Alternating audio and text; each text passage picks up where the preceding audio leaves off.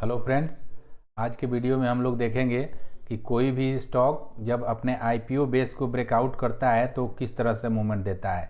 आज हम दो शेयर को लेंगे और उसमें हमें दोनों आईपीओ बेस ब्रेकआउट ही हैं, लेकिन उसमें हमें ऐसी लर्निंग मिलेगी कि आप लोग सोचोगे कि हाँ, मुझे किसको लेना चाहिए और किसको छोड़ना चाहिए। कभी भी इस तरह का दो ऑप्शन आपके पास आए तो किस तरह के ट्रेड को हमें लेना है और किसको छोड़ देना है, ये भी मैं बताऊँगा। एक में तो लगभग 7 साल के करीब के बाद ब्रेकआउट हुआ है, वो थर्ड अटेम्प्ट में ब्रेकआउट होके और रिटेस्ट पे आया हुआ है, जिसे कि हम सीआईपी बोलते हैं, चेंज इन पोलैरिटी। और दूसरा जो है उसमें 3 साल 3 साढ़े 3 साल का टाइम के बाद उसमें ब्रेकआउट हुआ है। और फर्स्ट टाइम ब्रेकआउट हुआ था, लेकिन वो एक तरह से मार्केट के वोलाटिलिटी के कारण वो सस्टेन नहीं कर पाया और नीचे आके वहीं अपने ब्रेकआउट लेवल पे ही कुछ दिन टाइम बिता के फिर से अटेम्प्ट किया है अभी लास्ट वीक में ब्रेकआउट के लिए। तो अब यहाँ पे हम लोग टेक्नो फंडामेंटल यूज करेंगे। थोड़ा सा फंडामेंटल यूज करने से हमें पता चल जाएगा कि हाँ, अगर हमारे पास दो ऑप्शन है तो जिसका फंडामेंटल अच्छा होगा उसको हम लेंगे और जिसका फंडामेंटल उतना बढ़िया नहीं होगा उसको छोड़ दिया जाएगा। ठीक है, तो अभी इसके लिए हम लोग चलते हैं चार्ट पे और वहाँ पे हम लोग देखेंगे one by one. I am just sharing my personal view as a trader. Anything and everything I discuss here is for educational purpose only. I am not a CBI registered analyst or advisor. Please consult your financial advisor before taking any decision. Trading in equity market involves risk. I am not responsible for any losses incurred by following this video. तो ये रहा गोदरेज एग्रोवेट, जो हमारी पहली company है, उसका बारे में हम लोग देखेंगे। पहले टेक्निकल का देखेंगे, फिर उसका फंडामेंटल देखेंगे और हर चीज़ को हम लोग वहाँ पे देखेंगे और कंसीडर करेंगे कि हमें क्या करना चाहिए क्या नहीं करना चाहिए। तो अब हम लोग टेक्निकल को देखते हैं और इसको मंथली टाइम फ्रेम में हम लोग कन्वर्ट करेंगे। मैं इसको मंथली टाइम फ्रेम में कन्वर्ट कर दिया। 2018 अप्रैल में इसका हाई लगा था 738 का, फिर इसने अटेम्प्ट किया अगस्त 2021 में, लेकिन फेल हो गया और फिर से इसमें ब्रेकआउट हुआ जुलाई 2024 में और उसके बाद अच्छा खासा ऊपर, लगभग आप यहाँ देख लो, लगभग 20% के करीब ब्रेक है ये, बट देख ही लेते हैं हम लोग। हाँ, लगभग 19% के करीब ये ऊपर गया, उसके बाद ये गिर के और ये नीचे नहीं गया। आप देखो कितनी सारी वोलाटिलिटी हुई, इधर यूएस में इलेक्शन हुआ, क्या हुआ नहीं हुआ, हर सब कुछ हो गया, लेकिन ये जो लेवल था ब्रेकआउट का हमारा 740 के आसपास का, ये उसी के आसपास अभी टहल रहा है। पिछले आप ऊपर से जाने के बाद आप जब यहाँ पर रिटेस्ट किया अक्टूबर 2024 में, तो अक्टूबर नवंबर दिसंबर मतलब 3 महीना टाइम बिता लिया यहाँ पे। अभी आप देखो यहाँ पे कि अब ये इसी में आपको एक वॉल्यूम का भी बता देता हूँ। जब ब्रेकआउट हो उस समय अच्छे वॉल्यूम से ब्रेकआउट हुआ है, लेकिन जब मार्केट नीचे आया तो उतना वॉल्यूम नहीं है। इसका मतलब कि सेलिंग प्रेशर नहीं है, क्योंकि अगर सेलिंग प्रेशर होता तो ब्रेकआउट फेल हो गया होता, जैसा कि 2021 में हुआ था, बट यहाँ पे ऐसा नहीं हुआ। यहाँ पे आप देख रहे हो कि जो ब्रेकआउट का लेवल है वहीं पे सस्टेन कर रहा है मार्केट पिछले 3 महीना से, जो कि अच्छी बात है। तो अब हम लोग देखते हैं कि इसमें कौन से लेवल पे हमें एंट्री करनी चाहिए। तो मंथली टाइम फ्रेम में अभी ये 60 के ऊपर है। वॉल्यूम आप देखो, जब ब्रेकआउट हुआ है 2 कैंडल में तो उसका वॉल्यूम देखो, और बाकी 1 2 3 4 5 6 कैंडल बने हैं मंथली, उसमें आप यहाँ पे जब इसका वॉल्यूम देखो एकदम नीचे की तरफ है, मतलब कोई किसी को बेचने का ये नहीं है। मतलब वही होता है ना कि कुछ लोग ऐसे होते हैं जिनको कि मतलब हाँ, बेच बाच के ब्रेकआउट हो गया, जो 10-15% लेना है लेके चल गए। बड़ा कोई ऐसा प्लेयर नहीं है जो कि बेचेगा तो जिससे मार्केट पे असर पड़ता है, प्राइस पे असर पड़ता है, वैसा कोई व्यक्ति यहाँ नहीं है। अगर होता तो यहाँ पे दिखता, जो कि हमें दिख नहीं रहा है, जो अच्छी बात है। अब हम लोगों को इसमें एंट्री प्लान करना है, स्टॉप लॉस क्या होगा और टारगेट क्या होगा। तो उसके लिए हमें वीकली टाइम फ्रेम में देखते हैं, फिर हम लोग जाएंगे डेली टाइम फ्रेम में। डेली टाइम फ्रेम में अब हम लोगों को इसमें एंट्री करने के लिए, एक तो ये जो कैंडल यहाँ पे काफ़ी दोबारा से आके सस्टेन करके निकला है ऊपर, तो यहीं पे हम लोगों को एंट्री कर लेना है। 755 के ऊपर हम लोग एंट्री कर सकते हैं, या नहीं तो अगर आप सेफ प्ले करना चाहते हैं तो यहाँ पे एक लगाइए लाइन और इसका जो मार्क करिए हाई 794, मतलब राउंड फिगर के लिए आप 800 मान लो, ठीक है। और इसी जो ब्रेकआउट जो लेवल है इसी का लो लेना है, क्योंकि अगर इसको भी तोड़ दिया ना तो ये जो हम लोग सोच रहे हैं वो फेल हो जाएगा। आप देखने से ही लग रहा है कि ये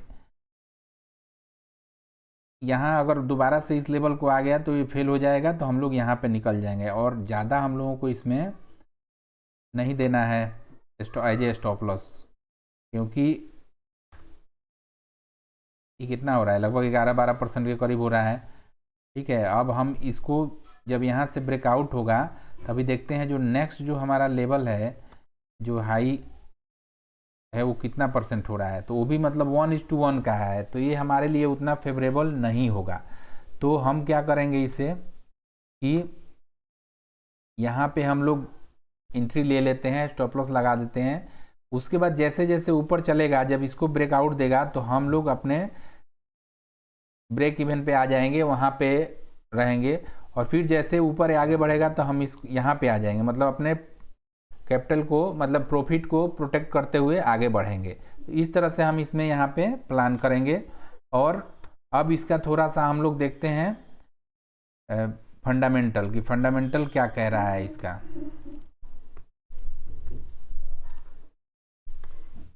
गोदरेज एग्रोवेट 14,000 के करीब मार्केट कैपिटलाइजेशन है, स्टॉक पी 39 का और इंडस्ट्री पी 33 का है, मतलब कि थोड़ा सा स्लाइटली ये महंगा है। ROC 13.7 का है और ROE 14.9 का है। प्राइस टू बुक वैल्यू 6.12 है और प्रोमोटर की होल्डिंग 74 है। एज इट इज जो बड़े इस तरह के जो ग्रुप हैं, गोदरेज है, टाटा है, बिरला है, ये लोग ज़्यादा से ज़्यादा शेयर अपने पास से लोग रखना चाहते हैं, जो जिससे कि जो कंपनी पे इनका लगाम लगा रहे कि ये जो चाहें वो हो, वो ऐसा नहीं हो कि जो दूसरे लोग चाहें वैसा हो। तो यहाँ भी यही दिख रहा है, 74% प्रमोटर लेके बैठे हुए हैं। और ये जो कंपनी है एग्री बिजनेस से और एनिमल फीड से रिलेटेड बिजनेस में इन्वॉल्व है। अब यहाँ पे आप इन्वेस्टर में देखो कि FIDI और पब्लिक सभी लोग हैं, प्रमोटर के पास एज इट इज। अच्छा, एक और अच्छी बात है, बताइए 2018 में 68% के करीब प्रमोटर थे, जिन्होंने अपना स्टेक बढ़ा के 74 तक पहुंचा दिया है। मतलब इनका ऐसा लग रहा है कि ये अपना जो 75% का लिमिट है उतना ये लोग करके अपना बाकी लोगों के लिए छोड़ देंगे। इससे क्या होगा कि मार्केट में फ्री फ्लोट शेयर कम रहेगा और फिर वो जो प्राइस होता है उस डिमांड एंड सप्लाई का खेल यहाँ पे बीच में आ जाता है कि जितने चीज़ें का अगर कम अवेलेबल है, ज़्यादा लोग खरीदार होंगे तो प्राइस अपने आप बढ़ेगा, तो ये यहाँ फ़ायदे में आया होगा। तो यहाँ पे हम लोग देख लिए शेयर होल्डिंग में। अब बैलेंस शीट में देखते हैं रिजर्व भी अच्छा खासा है। और बोरोइंग्स में हम लोग देख रहे हैं, तो बोरोइंग में जो ये शॉर्ट टर्म ज़्यादा है, लॉन्ग टर्म 284 करोड़ ही है, जो कि बहुत अच्छी बात है। ये शॉर्ट टर्म वाले तो साल भर के लिए रहते हैं, ये आएंगे जाएंगे। प्रॉफिट एंड लॉस में देखते हैं हम, तो 2013 से डाटा अवेलेबल है। सेल्स 2761 का था, जो अभी 92,279 का हो गया है, लगभग ट्रिपल हो गया है 10 साल में। और प्रॉफिट 4 गुना के करीब पहुंच गया है, जो बहुत ही अच्छा है कि मतलब हमारा सेल्स भी बढ़ रहा है, प्रॉफिट बढ़ रहा है और ब्रेकआउट भी हो गया है। ब्रेकआउट होके सस्टेन भी कर लिया इसने, अपने CIP लेवल बना लिया है। अब दोबारा ऊपर चलने का इसका मूड में शेयर है, तो अब हम लोगों को अपना स्टॉप लॉस टारगेट एंट्री के हिसाब से इसको कंसीडर कर सकते हैं। इसके पीयर्स में मुका प्रोटीन और गोदरेज एग्रोवेट ये दो ही दिखा रहे हैं। देखिए एनालिस्ट लोग का क्या कहना है, एनालिस्ट लोग ने कॉन्स में देख लेते हैं। स्टॉक ट्रेडिंग 6 मतलब PB रेशियो PB जो 6 का है, और कंपनी माइट भी कैपिटलाइजिंग द इंटरेस्ट, तो कौन सा, लेकिन प्रोज में 3 चीज़ें हैं। Company is maintaining healthy dividend, डेटर जो घट रहा है, और कंपनी वर्किंग कैपिटल रिक्वायरमेंट को भी रिड्यूस किया जो कि अच्छा डिनोट करता है। और वह अभी भी केमिकल सेक्टर में, एग्रो सेक्टर में एक तरह से रिकवरी आ रही है, जो बाद में चल के ये मतलब हम लोगों को फ़ायदा होगा इसका। मतलब सेक्टर के जब अच्छा करेगा तो शेयर भी हमारा अच्छा करेगा। IPO बेस को इसने ब्रेक कर लिया है, तो कुछ ना कुछ तो इसमें ऐसा हो रहा होगा जिसके कारण जो हम लोगों को पता नहीं। हम लोग को क्या पता है कि चार्ट पे क्या हो रहा है, प्राइस क्या कर रहा है, तो हम उसी के हिसाब से हम अपना देख रहे हैं। लेकिन अंदर कंपनी में क्या चल रहा है हमें नहीं पता चल सकता है, हम लोग रिटेलर हैं। लेकिन जो चार्ट पे चीज़ें दिख रही है उसको अपने रूल के हिसाब से अपना जो पैटर्न है ट्रेडिंग का उसके हिसाब से हम लोग ट्रेडिंग कर सकते हैं। तो टेक्निकली और फंडामेंटली दोनों तरह से ये कंपनी ठीक है। दूसरी जो कंपनी है हमारी वो है कार ट्रेड टेक लिमिटेड है। इसका भी मंथली में हम लोग अभी करते हैं। आप देखो ये अगस्त 2021 में इसका आईपीओ आया था। वहाँ से जो गिरना शुरू किया तो ऐसे लग रहा था कि एकदम बोलते हैं ना जमीन खोद के घुस जाए उसमें। 80% के करीब इसमें टॉप से गिरावट हो गया है इसमें, उसके बाद रिकवरी हुआ। तो ये सब चीज़ें होते रहता है मार्केट में। अब इसमें बताइए कोई जो कमज़ोर दिल वाले लोग होंगे कितना दिन कोई सस्टेन करेगा? 1%, 2%, 5%, 10%, 15%, 20%, उसके बाद जवाब देने लगता है हिम्मत। क्योंकि अगर हमें नहीं पता है कि ये कंपनी वापस कर सकती है नहीं कर सकती है तो कैसे कोई इतना देर तक रह सकता है? नहीं रहेगा, और रहना भी नहीं चाहिए। हम उस पैसे को कहीं और लगाएंगे। इसमें कितना अच्छा डबल बॉटम फॉर्मेशन हुआ और निकला जब शेयर जून में जब दूसरा लेग इसका फॉर्म हुआ डबल बॉटम का, उसके बाद से कंटिन्यूअस जो 478 का शेयर लगभग 1700 के करीब पहुंच गया, मतलब लगभग 3.5 गुना हो गया। तो ये बट यहाँ तो हम लोगों को नहीं पता चलेगा ना, यहाँ पे बहुत रिस्की होता है। कल मैंने जैसे डबल बॉटम की शेयर मैंने बताया है एक साइड का, उसको आप लोग जाके वीडियो में देखिएगा। मैंने एकदम बेस पे बताया है। अगर आप सही चले गए तो ये जो पूरा का ऊपर सारा मलाई हमें मिलेगा, और नहीं तो फिर तो जब अच्छा से ब्रेकआउट हो जाता है तो आधा चीज़ तो चला गया रहता है। तो उसमें यहाँ ये हो सकता है। बट चलिए, नीचे हम लोगों ने ट्रेड नहीं किया, कोई बात नहीं, अब ट्रेड कर सकते हैं। अब हमें क्या करना है, इसको ब्रेकआउट हुआ है, जो ब्रेकआउट का कैंडल है, अब इसको हम लोग जैसे यहाँ पे देखिए मंथली में भी 60 के ऊपर अपना RSI भी है, उसके बाद वीकली में भी 60 के ऊपर RSI है, और डेली में हम क्या देखते हैं कि कंसोलिडेशन के बाद ब्रेकआउट हुआ है, जो कि बहुत अच्छी चीज़ होती है। अगर कोई शेयर ऐसे करके सीधा ब्रेकआउट कर जाना तो उसमें डरना चाहिए। मतलब आपको 100 रुपये का खरीदना हो ना तो 25 रुपये का खरीदिए, कम रिस्क लीजिए उसमें, क्योंकि वो फेल होने के चांस होते हैं, तुरंत नीचे आ जाएगा। लेकिन जब वो कोई ब्रेकआउट से पहले इस तरह का जो चार्ट पे पैटर्न बना के एक तरह से फ्लैग कहिए या कंसोलिडेशन कहिए, जो आपको मन हो कह लीजिए, मतलब ये है कि ब्रेकआउट से पहले उसने अच्छा खासा समय बिताया है और तब ब्रेकआउट हो रहा है।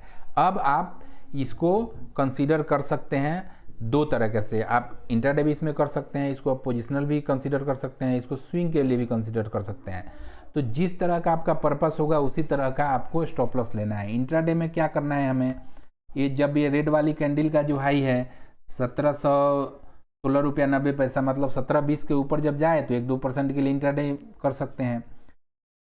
पोजिशनल रखना है लंबे दूरी के लिए, तो ये जो पूरा जो बेस फॉर्मेशन इसका हुआ है, जो कि लगभग आपको 1435 के आसपास है, मतलब इसका लो देखते हैं कितना है, 1435 मान लो, 1430 का स्टॉप लॉस लेके और आराम से इसका 1:2 या 1:3 या हर मंथली कैंडल के नीचे लो करके आप बढ़ाते चले जाइए। क्योंकि कोई हर शेयर जब अपने आईपीओ बेस को ब्रेक करते हैं तो वो तभी वो मल्टी बैगर हुए हैं। ऐसा कभी नहीं हुआ कि आईपीओ में आया और सीधा उड़ते हुए चला गया। जब हम भी नए नए मार्केट में आए थे तो ऐसे लगता था कि अब आज 5% भागा, कल 10% भागा, ऐसे भागते भागते बोला अब तो ये आएगा ही नहीं। लेकिन बहुत सारे शेयर, यही नहीं बहुत सारे शेयर, लक्ष्मी ऑर्गेनिक को देख लीजिए या आप पारस डिफेंस को देख लीजिए, ये लोग कैसे, मतलब रोज इनका सर्किट ही लगते रहता था। मतलब आप उठे और 5% का सर्किट पे मार के बैठा हुआ है हम लोग, और कितना गया 3 गुना 4 गुना लेटेंट व्यू।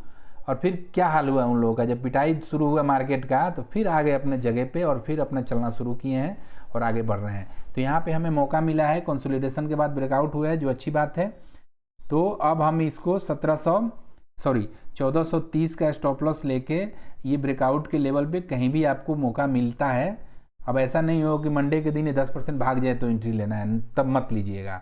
लेकिन ब्रेकआउट के आसपास 2-4% में कहीं मिलता है लीजिए, स्टॉप लॉस लगाइए और आराम से जितना ये आपका स्टॉप लॉस और टारगेट के बीच का अंतर होगा उसका 1:2 तक होल्ड करिए, ठीक है, और आराम से मिलेगा। क्योंकि इतना सारा समय बिता के इतने सारे लोगों को निकाल के जब यहाँ शेयर आया है तो यहीं रहने के लिए नहीं आया है।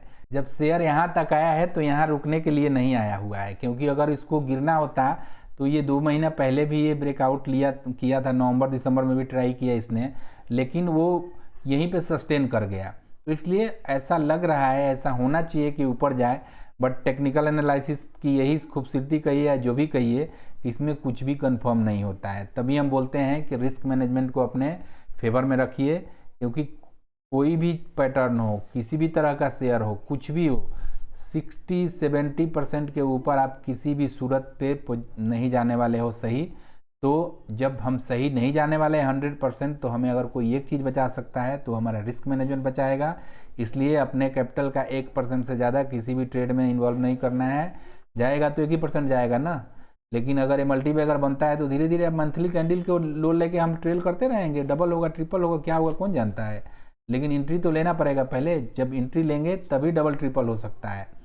क्योंकि ऐसा बोला जाता है ना कि आप उस गेम को जीत ही नहीं जा सकते जिसमें आप पार्टिसिपेट नहीं करोगे। आपको अगर गेम जीतना है तो पहले खेलना पड़ेगा, नहीं तो ऐसा नहीं होगा कि आप बिना खेले कोई गेम जीत लो। ऐसे ही आपको ट्रेडिंग में सही होना है, गलत होना है वो तो बात की चीज़ है, लेकिन ट्रेड करिएगा तब आप सही होइएगा या गलत होइएगा, लेकिन सीख के समझ के करना है। नहीं तो मार्केट में एज इट इज कहाँ ही जाता है, market is subject to market risk itself.